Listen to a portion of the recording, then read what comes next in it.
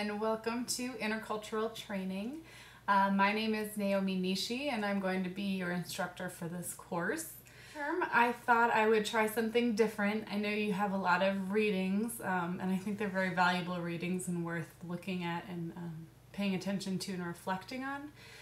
But because there are quite a few readings, I thought it might be nice to kind of switch it up and have a video of me. So I'm going to give this a try. What I wanted to start out doing for week one, of course, was to just go through the syllabus. One of the themes of our class is really going to be active learning and learners taking control of their own learning. I think it's a very important perspective and an important approach to take with learning because, as I'm sure you've all experienced, when you're excited about learning something and you've decided to learn it, that's when you learn the most, not when somebody else has decided, I'm going to teach you something.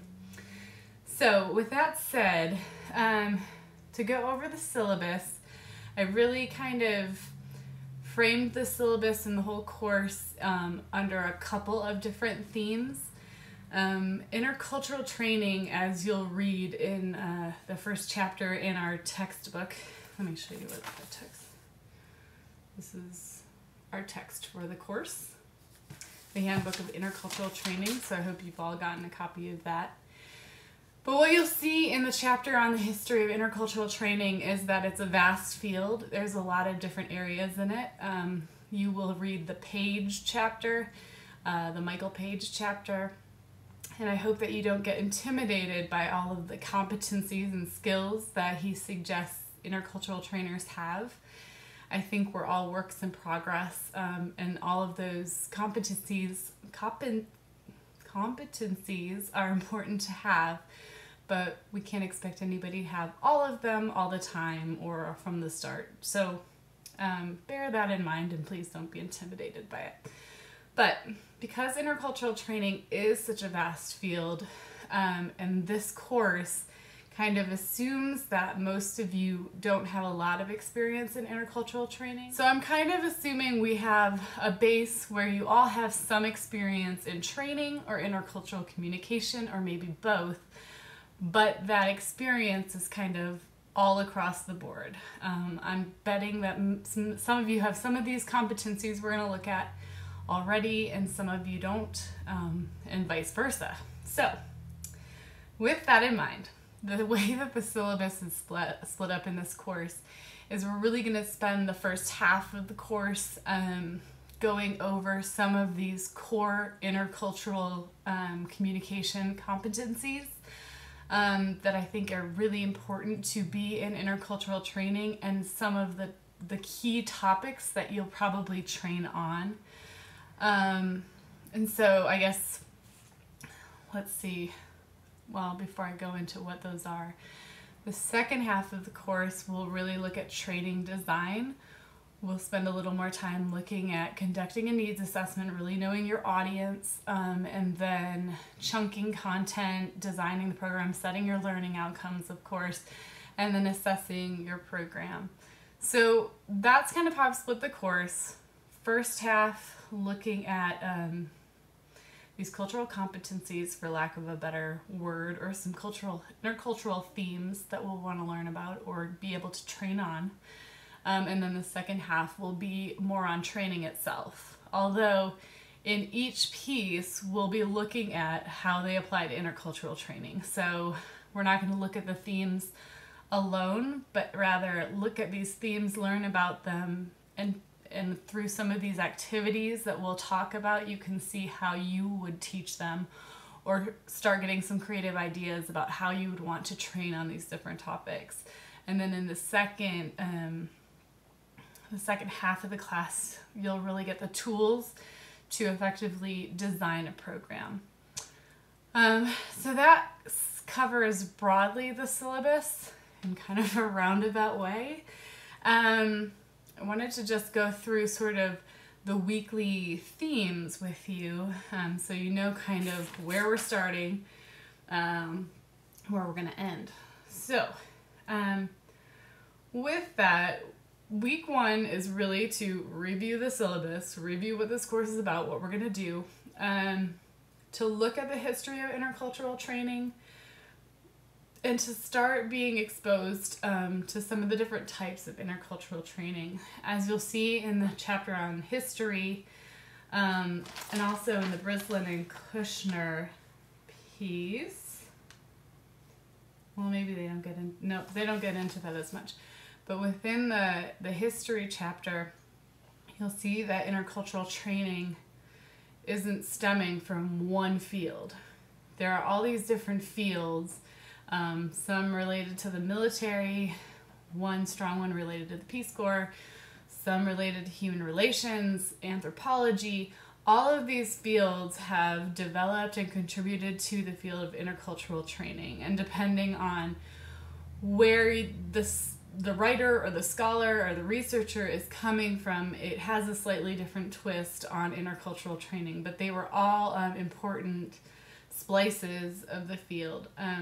So we're going to try to orient ourselves around the field of intercultural training and how broad it is. Week 2, what I really want to get into is understanding the types of intercultural training that are needed. And I'll have each of you select a reading to kind of report on in our discussion. But within the health field, there's a huge need for intercultural training. Within education, of course, higher ed, and K through 12, there's a need for training. Corporate intercultural training and diversity training is a whole bucket of work. And these trainings are not necessarily distinct. A lot of times you're covering some of the same themes, but they're applied very differently given the field. And not knowing yet the backgrounds of all of you, I think that you have probably in mind some ideas of where you would want to focus your particular type of training as you build in this course. So we want to have an understanding of where intercultural training can be applied.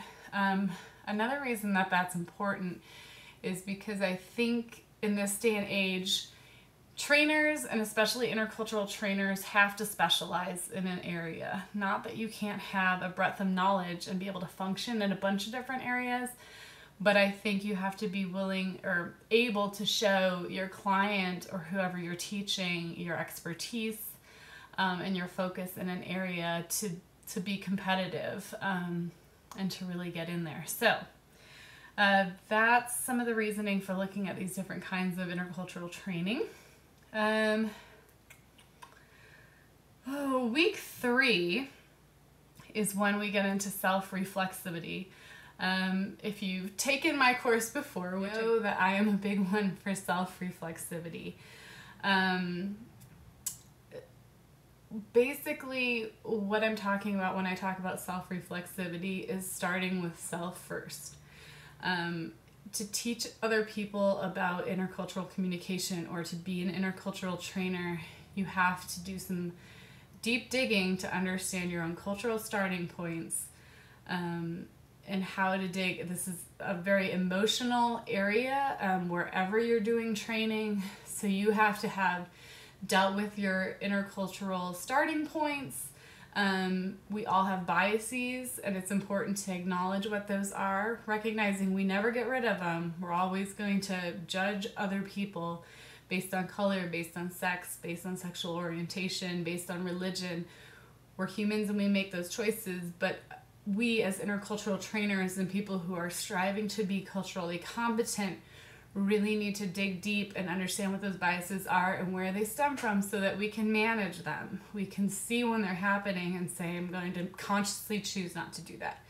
So to be intercultural trainers, to be educators in this field, it's essential that we dig deep and understand ourselves and also understand the processes that we go through to kind of come to terms with our own prejudice. So understanding privilege and power, how it either benefits us or disadvantages us, depending on what we're talking about, is very important so that we can then work with other people to go through some of these same personal processes to come to terms with their own privilege and their own disadvantages and have a better understanding of how that affects them, how that works, how that drives conflict, and how it can drive resolution.